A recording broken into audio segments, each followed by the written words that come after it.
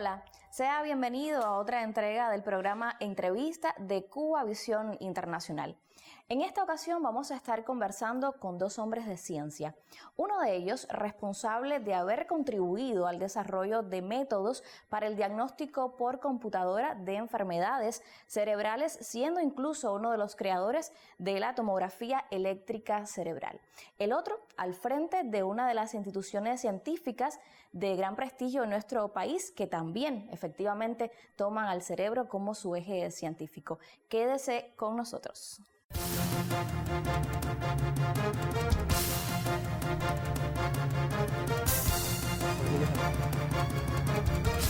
En esta primera parte del programa vamos a darle la bienvenida al doctor Roberto Rodríguez Labrada, director adjunto del Centro de Neurociencias de Cuba, CENEURO por sus siglas, institución que recientemente celebró sus 30 años, sus 3 décadas de constituido, efectivamente trabajando con el estudio de las enfermedades cerebrales y también con la fabricación de dispositivos médicos avanzados. Muchísimas gracias por recibirnos aquí en el CENEURO. Gracias a ti, gracias a ti.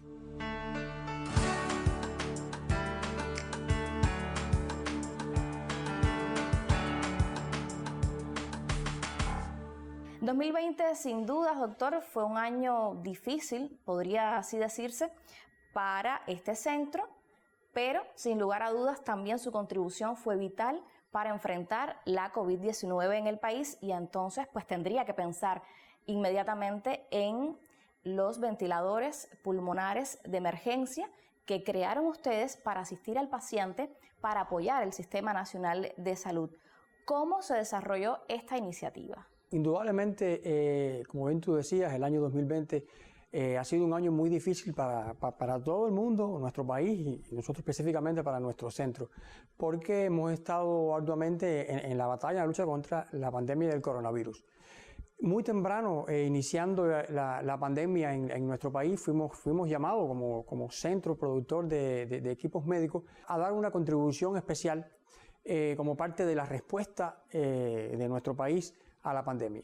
Y sobre esta base es que surge la propuesta de que nuestro centro desarrollara modelos de ventilador pulmonar invasivo para ser utilizados durante la pandemia.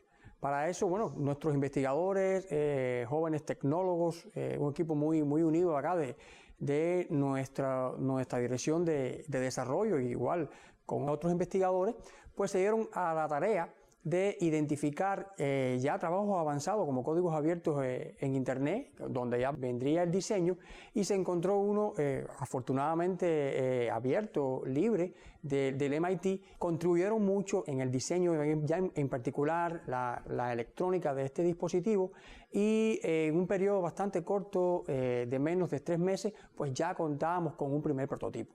Esto no se pudo haber obtenido de no haber sido con la contribución de múltiples instituciones. En este caso ha sido muy importante la alianza que nosotros tuvimos con la empresa Grito de Baire y también, bueno, con otras instituciones que también han aportado. Además, ha sido muy valioso el aporte financiero de otras fuentes, porque estamos hablando de un periodo muy difícil financieramente para nuestro centro y para nuestro país, en que las prioridades de importación estaban directamente abocadas hacia garantizar el diagnóstico molecular temprano de los casos, pero nos dimos a la tarea también de gestionar por nuestros propios recursos a través de proyectos internacionales de financiamiento y también con la colaboración de la comunidad cubana que reside en el Reino Unido, pues de buscar fondos. Medicuba Suiza también tuvo una gran contribución en cuanto a esto y pudimos realmente obtener un corto periodo de tiempo, los insumos, parte del equipamiento, y comenzamos el desarrollo y posterior producción del ventilador. Que decimos el ventilador, pero en verdad son 2 ventiladores. Eso le iba a decir, porque tengo entendido que ustedes lideraron como 2 proyectos, uno menos invasivo que otro, ¿no? Claro, estamos hablando de 2 ventiladores pulmonares. Uno que se llama invasivo, que este sí va con la intubación, lleva una intubación al paciente, y es para los casos que estén con un síndrome de distrés respiratorio más avanzado. y otro no invasivo, o sea que no lleva intubación, y es el conocido CPAP, que se administra una corriente positiva continua de aire que favorece justamente el acto ventilatorio. Y bueno, ya hoy en estos momentos el ventilador pulmonar invasivo, el que le llamamos PQ20, ya sí es una realidad. O sea, yo te decía que en menos de 3 meses ya había un prototipo, ya estábamos estudiándolo en modelos animales, en este caso en cerdos. Tuvo ahí resultados muy positivos, y ya luego comenzamos también los estudios ya en humanos. Hay que reconocer muchísimo el aporte de los médicos intensivistas de nuestro país, especialistas de alto nivel, de alto grado, que también contribuyeron desde lo teórico hasta la evaluación de la funcionalidad, ya sea con el modelo animal como también en los seres humanos. En el caso del CPAP, o sea, del ventilador no invasivo, estamos ya en estos momentos obteniendo un primer prototipo. Aquí lo estamos haciendo con una estrecha relación con el Centro de Inmunoensayo, acá que también pertenece a la OCDE de BioCuba Pharma, y también se ha avanzado mucho al respecto. Usted me decía 3 meses y realmente es un tiempo récord para la ciencia cubana, y han sido varios entonces los resultados en ese sentido. ¿Cuántos ventiladores de ambos modelos llegaron entonces a fabricarse, a entregarse al Sistema Nacional de Salud? Sí, nosotros en estos momentos ya existen 92 ventiladores que están entregados al Sistema Nacional de Salud, y de ellos hay un buen % que ya está instalado en los hospitales. Y te estoy hablando que una parte de estos ventiladores que están en los hospitales ya están en las salas de recuperación anestésica. O sea, la primera funcionalidad de estos ventiladores, ya su introducción en el Sistema Nacional de Salud, fue justamente en estas salas de recuperación anestésica. Y esto tiene una gran importancia, porque de esta manera estamos liberando ventiladores pulmonares convencionales de alta gama que existían en esta sala, que ya al liberarlos ya pueden ser utilizados entonces en los casos, en las salas donde están los pacientes más graves de COVID. Y también en estos momentos ya recibimos por parte del SECMED el autorizo para hacer una prueba de uso de este ventilador en las unidades de cuidados intensivos de emergencia, las llamadas UCE, en los hospitales. O sea que ya también estaremos en un segundo paso, en un segundo estudio que está recién comenzando en 4 hospitales de nuestro país, específicamente de La Habana, para probar entonces su efectividad, ya no en la recuperación anestésica, sino también como ventilador pulmonar invasivo en pacientes que están en la terapia de emergencia. También es importante señalar que el centro está desarrollando un tomógrafo de impedancia eléctrica. O sea, estamos desarrollando un equipo médico que basado justamente en la administración de corrientes eléctricas no invasivas, en este caso en la zona del tórax, nos permitirá evaluar en línea cuál es la función pulmonar de los pacientes con COVID, y que además puede ser aplicable a otros pacientes con enfermedades pulmonares específicas. Pero doctor, y hay que destacarlo, no se queda la contribución de CENEURO solo en liderar este proyecto de la fabricación de los ventiladores pulmonares, sino que también, por ejemplo, han habido otras acciones, y estoy pensando en los hisopos para las muestras de PCR, en también contribuir a crear estos medios para protegerse durante este escenario de la pandemia. El inicio de la pandemia en Cuba marcó un cambio importante en los proyectos de investigación de nuestro centro. Tuvimos que detener los proyectos propios de estudios de neurociencias, que te podría comentar son muchísimos, y yo sé que más adelante el profesor Pedro Valdés va a enfatizar en los resultados de uno de los más importantes. ¿Cómo no? Y vamos a tener un acceso con él vía online que va a ser bien interesante. Efectivamente. Y nada, tuvimos que detener ese curso lógico que teníamos planificado en las investigaciones, porque la misión era otra. La misión era responder con eficiencia a la pandemia, que venía ya con números muy negativos en el mundo y ya estaba en Cuba. Y bueno, ya hablamos de los ventiladores, pero previo a los ventiladores, el primer esfuerzo fue justamente nuestro centro centrando la actividad de producción de los equipos de protección personal. Las caretas, los espejuelos, batas, los cajones para intubación. O sea, todo eso aprovechando nuestra experiencia en la impresión en 3D, ¿cómo no? También nuestra experiencia en la interacción con otros sectores productivos, inclusive el sector no estatal, que fue una experiencia muy bonita. Pues nosotros estuvimos centrando la producción durante la primera parte de la pandemia de estos equipos de protección personal, que fueron entregados en bastante corto tiempo al Sistema Nacional de Salud. Y luego, bueno, muy de la mano al tema de los ventiladores, pues también levantamos la mano a la hora de dar el sí para ayudar con el diagnóstico molecular. Comenzaba la pandemia, se encareció a nivel mundial todos los kits de diagnóstico por PCR, y evidentemente Cuba necesitaba de una soberanía tecnológica para ello. Nosotros entonces aportamos con la producción de hisopos nasofaringio y orofaringio para la toma de la muestra. Montamos entonces una línea productiva en poco tiempo, la certificamos en el SECME, y ya yo te podría decir que hay centenas de miles de unidades entregadas al Sistema Nacional de Salud, y todo esto, te reitero, en estrecha colaboración. GENPIL fue muy importante para ello. También la empresa de investigaciones militares también ha sido muy importante. Hay un permiso para el uso de estos hisopos, y lo más importante es que lo que comenzó siendo una línea productiva emergente se ha convertido ya en una línea tecnológica sólida,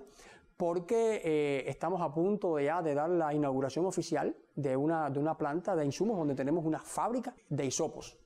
Yo quisiera referirme ahora a un elemento que realmente vale la pena destacar. Cuba es el único país con un protocolo ya en acción para asistir al convaleciente de COVID-19, y en ese sentido varios ensayos en varias instituciones de nuestro país se están desarrollando. Uno de esos ensayos pues tiene lugar en este centro y se enfoca en detectar esas posibles secuelas en el sistema nervioso central de aquellas personas que tuvieron la COVID-19. Adelántenos cómo van con este ensayo, cuál es la idea. Eso ha sido otra línea también muy importante de aporte del Centro de Neurociencia a la batalla contra la pandemia.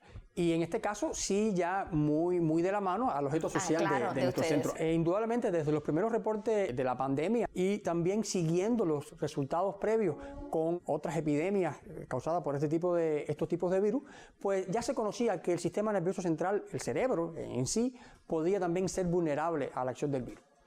Y si esto era de esa manera, indudablemente deberían quedar secuelas en los pacientes, las cuales deberían ser tratadas por el impacto negativo sobre la calidad de vida de estos pacientes. Debido a ello, bueno, rápidamente nos unimos, hicimos un esfuerzo conjunto con el Instituto Nacional de Neurología y Neurocirugía de acá de la capital, o sea, de nuestro país. También con la Academia de Ciencias de Cuba, también se incorporaron investigadores, psiquiatras, en este caso de Gali García, que pertenece al Hospital Nacional, y también del Hospital Hermanos Jamejeira, y otros especialistas, internistas, etcétera, y diseñamos un protocolo para la evaluación longitudinal de las secuelas en los sujetos ya en estado convaleciente.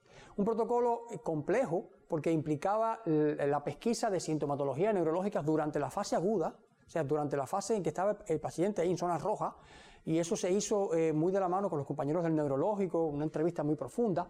La aplicación de una batería neurocognitiva para evaluar el impacto sobre las funciones cognitivas, sobre todo las funciones del lóbulo frontal, que son las más especializadas. También se le aplicó una herramienta clínica de gran importancia en la neuropsiquiatría, que es el SCAN, para evaluar la sintomatología neuropsiquiátrica como resultado del impacto de la enfermedad, de la COVID en este caso, y también se les practicó un electroencefalograma. Aquí también tenemos que resaltar el aporte del MINSAP, específicamente del nivel primario de salud, porque nosotros nos acercamos enseguida a las áreas de salud para identificar a esos pacientes que ya estaban de alta epidemiológica. Y ya en estos momentos tenemos estudiado cerca de 200 personas, pero algo muy distintivo de este protocolo es que no solamente estamos estudiando a los convalecientes, estamos también estudiando a un grupo de personas que le llamamos controles, que estuvieron en contacto con personas que fueron positivas, que estuvieron en alto riesgo porque fueron contactos, estuvieron aislados, pero nunca tuvieron COVID. O sea, su PCR fue negativo, o al menos no se le demostró el COVID a través del PCR. Y eso es importante porque nos sirven como controles, o sea, nos sirven para después diferenciar si lo que nosotros estamos viendo, las secuelas que estamos viendo neuropsiquiátricas, cognitivas, inclusive lo que vemos en el EG, tiene que ver directamente por la infección del coronavirus o tiene que ver con el estrés asociado al haberme no contagiado con la enfermedad. Y te digo distintivo porque los protocolos en el mundo, la inmensa mayoría, adolecen de este tipo de diseño. Ya en el mundo hay muchos estudios de convalecientes publicados, pero la mayoría son estudios online que empleando las TICs mandan cuestionarios, el paciente los llena, los devuelve, pero ahí cara a cara con el paciente y además con un grupo control que estuvo cercano al paciente durante la enfermedad, eso realmente existen muy pocos estudios, de ahí la importancia y la trascendencia que tiene el nuestro, que ya tenemos resultados preliminares importantes, que estamos a punto ya de publicarlo y que se han ya presentado en el Comité de Innovación que conduce el MINSAP y BioCuba Pharma. Doctor, tenemos que hacer una pausa. Realmente amerita más de un programa venir al Centro de Neurociencias y conocer no solo todo lo que han contribuido durante este escenario sanitario complejo mundial por la COVID-19, sino efectivamente el objeto social del Centro de Neurociencias. Quizás más adelante podamos entonces repetir la visita. Vamos a hacer una pausa. Al regreso vamos a estar conversando con otro científico, lo presentaba al principio, y el tema es que hace poco, en febrero de este año, la revista Nature, la prestigiosa revista de ciencias, Nature incluyó un artículo sobre un interesante proyecto de Cuba que también tiene lugar a partir de este centro. Para saber los detalles, quédese con nosotros, que será al volver.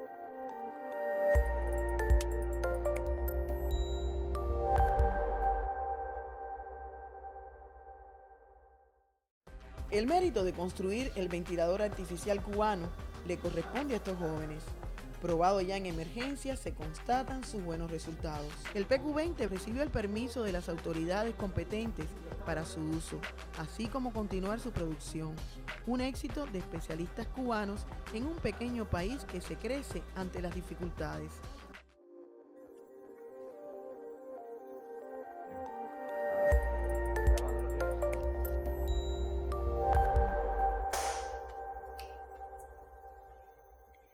Y en los minutos finales de entrevista vamos a hacer contacto vía internet con el doctor Pedro Sosa Valdés, quien fue fundador del Centro de Neurociencias de Cuba. También durante muchos años estuvo de vicedirector de este centro. Ahora lidera el proyecto cubano del mapeo cerebral humano. Muchísimas gracias, doctor, por unirse a Cubavisión Internacional a través de este enlace. Bueno, muchas gracias por darme la oportunidad de explicarle a los que ven este programa el trabajo de Cuba relacionado con el mapeo cerebral.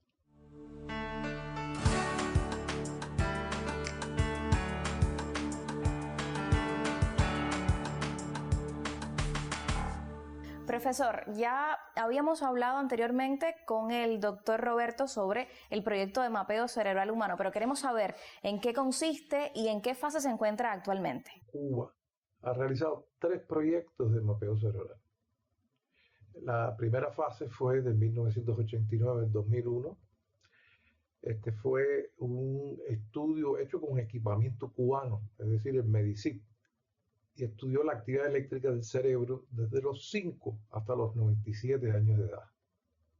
La segunda fase ya incorporó el uso además del estudio de la actividad eléctrica del cerebro, las imágenes del cerebro por resonancia magnética. Y fue un estudio que se realizó durante todo el programa de la discapacidad, que fue parte de la batalla de ideas. Y bueno, en la tercera fase vamos a seguir perfeccionando el trabajo que se ha hecho, pero ya como parte del Programa Nacional de Ciencia, Tecnología e Innovación, de Neurociencias y Neurotecnología. Lo que hay que decir es que estos programas fueron de los primeros en el mundo y ayudaron a consolidar a Cuba como uno de los innovadores, aun cuando tenía pocos recursos, sobre este tipo de proyectos. Lo que hicimos en la segunda fase fue obtener muestras de la población general de personas que después fueron estudiados y bueno, fuimos estudiando algunas enfermedades del cerebro de otros tipos, es decir, y después se seleccionó un grupo que tenía características muy normales y se le hizo análisis de la sangre, se le hizo también el electroencefalograma, se le hizo análisis de resonancia magnética y todos estos datos fueron recogidos. Bueno, sabemos que China y Canadá colaboran desde hace décadas con Cuba en los que tiene que ver con los estudios del cerebro. De hecho, usted se encuentra actualmente, es importante decirlo, en China, en la ciudad de Chengdu, donde dirige el laboratorio conjunto con Cuba de neurotecnología que fue creado en 2015. ¿Cuán fructíferos han sido entonces estos 5 años de intercambio, estos años de colaboración conjunta? Queremos saber para el público de Cubavisión Internacional. En los proyectos cubanos de mapeo cerebral ha tenido una gran participación la comunidad científica internacional, pero merece destacarse la colaboración científica con el Instituto Neurológico de Montreal en la persona de Keith Worsley, que fue el fundador de toda la teoría estadística de las imágenes del cerebro. Además de Alan Evans, que es uno de los principales dirigentes de la Organización Mundial de Mapeo Cerebral y uno de los pioneros de esta especialidad, ambos encontraron en la colaboración con Cuba aspectos novedosos e interesantes que lo ha hecho mantener esa colaboración hasta el momento. Con China nosotros colaboramos desde los años 90. Pero se formalizó esta colaboración en el año 2015 al firmarse acuerdos acerca de precisamente la realización de proyectos conjuntos de mapeo cerebral y la profundización del intercambio y creación de un laboratorio en Chile. Es mayoritariamente cubano, pero tiene investigadores de todo el mundo y bueno, ha tenido más de 25 estudiantes graduados de doctorado, de postdoctorado, de maestría, de diploma. También la mayoría han sido cubanos. Y su producción científica en solo 5 años ha sido de 60 artículos científicos, es decir, de 60 reportes terminados y publicados en revistas internacionales, es decir, avalados sobre el trabajo realizado.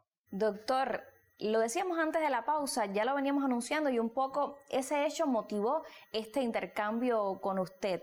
En febrero de 2021, la revista Nature, en su sección Scientific Data, pues incluye el artículo que da cuenta de esta segunda fase o etapa del proyecto cubano del mapeo del cerebro. Ahora bien, ¿qué relevancia tiene? Es importante conocer qué relevancia puede tener para Cuba, para este proyecto, el hecho de que una revista tan prestigiosa en el ámbito científico en el planeta como es Nature los publique. Este es realmente el primer proyecto que se termina, que se publica, que viene de un país latinoamericano y de hecho de un país que no es uno de los grandes países ricos. La importancia de la publicación científica es que para poder publicar un artículo realmente tiene que ser revisado por científicos que son anónimos, de forma tal que no estén comprometidos. Y por tanto, la publicación de artículos científicos constituye una necesidad de la garantía de la calidad de la ciencia en cualquier país. Mientras más, reconocida es la revista o más selectiva es, más difícil es publicar. Y precisamente la revista Nature es una de las revistas que más difícil es publicar en toda su familia de revistas. Bueno, el colectivo que contribuyó a esto es un colectivo numeroso que estuvo relacionado con este proyecto de mapeo en la segunda fase, en la batalla de ideas. Y bueno, los autores específicos de este artículo son no solo el colectivo que participó de esa forma y escribió el artículo, sino también los que han facilitado la organización de esta formación, de esta información en la nube, para que pueda ser utilizado máximamente por la comunidad científica. Ya usted nos ha ido dando elementos sobre en qué consiste este proyecto. También nos ha hablado de que han existido varias reuniones con todos los organismos, con todos los países que están colaborando. Pero para nosotros, doctor, los menos entendidos del tema, ¿qué beneficia, cuánto beneficia a la neurociencia tener una herramienta como esta, efectivamente, como esta del mapeo cerebral, del mapeo del cerebro? ¿Puede ponernos algún ejemplo, por favor? En estas reuniones se ha mostrado algunas de las aplicaciones de lo que es el mapeo cerebral. Uno es ver, digamos, efectos que no son tan evidentes que puede ocurrir sobre el cerebro de las personas por distintas causas. Por ejemplo, esta fue una imagen que se presentó en estas reuniones del Consorcio Global del Cerebro sobre un estudio que se ha logrado hacer con la Universidad de Harvard y que fue dirigido en su última etapa por el Centro de Neurociencia y el Laboratorio Conjunto Chino-Cuba. Se trata del estudio a lo largo de la vida de personas que cuando tenían 1 año de edad sufrieron malnutrición, solamente durante el primer año de edad. Sin embargo, eso dejó una huella de cambios en el cerebro que después de 5 años, es decir, en edad escolar, se pueden ver ahí en la fila superior imágenes de la actividad eléctrica del cerebro con patrones típicos de anomalía. Y después abajo, a los 50 años de edad y 45 años después, bueno, se ve que han cambiado los patrones, pero todas esas manchas de colores que hay anomalías. Y esto indica que la malnutrición en el primer año de vida, aunque se resuelva después, tiene consecuencias. Estas consecuencias se ven en deterioro después cognitivo, digamos, cuando son más viejos o durante la edad escolar, en que tienen otros tipos de problemas. Y bueno, esto muestra el tipo de utilización del mapeo, que es tratar de estudiar y clasificar el tipo de daño que sufre el cerebro a lo largo de la vida, de forma tal de orientar un mejor tratamiento. Ya casi para ir cerrando, doctor, no quisiera despedir esta entrevista sin preguntarle si ya se está trabajando con algunos de los resultados hasta el momento alcanzados con este proyecto. Ya estamos dando dentro de BioCuba Farmautilización a estos resultados. Aquí quiero mostrarle un trabajo que se hizo junto con el CIREN y el CIM, en el cual aquí se ve los cambios que hay en la actividad eléctrica del cerebro después de 6 meses de tratamiento o intervención con la neuroepo en pacientes que tuvieron Parkinson. Y se ve un aumento de la actividad alfa, que es un signo de recuperación. Es decir, una de las utilizaciones que puede tener el poder medir la actividad del cerebro de esta forma tan precisa es precisamente apoyar el desarrollo de ensayos clínicos de forma importante.